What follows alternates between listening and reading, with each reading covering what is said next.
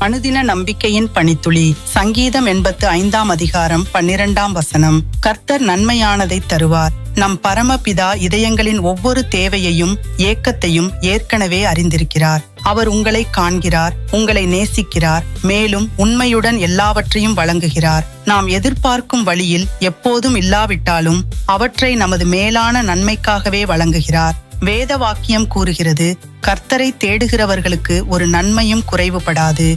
சில சமயங்களில் அவருடைய ஆசீர்வாதங்கள் நம்மை பலப்படுத்தி கிறிஸ்துவின் சாயலாக உருவாக்கும் அடைப்பட்ட கதவுகளாகவும் தாமதங்கள், சவால்கள் என்ற பல கோணங்களிலும் வருகின்றன. தேவனுடைய ராஜ்யம் நமது முன்னுரிமையாக மாறும்போது நமது விருப்பங்கள் அவருடைய விருப்பங்களுடன் ஒத்துப்போகத் தொடங்குகின்றன. அப்பொழுது அவருடைய ஏற்பாடு, சமாதானம் மற்றும் நோக்கத்தின் செழுமையை கண்டறிகிறோம். நாம் ஜெபிப்போம். அன்புள்ள ஆண்டவரே, எங்களின் தேவைகளை பூர்த்தி செய்யும் உம் வாக்கிற்கு நன்றி. நிச்சயமற்ற தருணங்களில் உமது நேரத்தையும் நன்மையையும் நம்ப எங்களுக்கு உதவும். பிழையின்றி நடக்கவும் எல்லாவற்றிற்கும் மேலாக உமது ராஜ்யத்தை முதன்மைப்படுத்தவும் வழிநடத்தும். ஒவ்வொரு நாளும் உம்மை இன்னும் தெளிவாக பிரதிபலிக்க எம் இதயங்களை செம்மைப்படுத்தும். ஆமேன். நீங்கள் எந்த சூழ்நிலையில் இருந்தாலும் கர்த்தர் நிச்சயமாக நல்லதை கொடுப்பார் என விசுவாசியுங்கள். அடுத்த அனுதின நம்பிக்கையின் பனித்துளி வரை கர்த்தருடைய கிருபையால் வழிநடத்தப்படுங்கள்.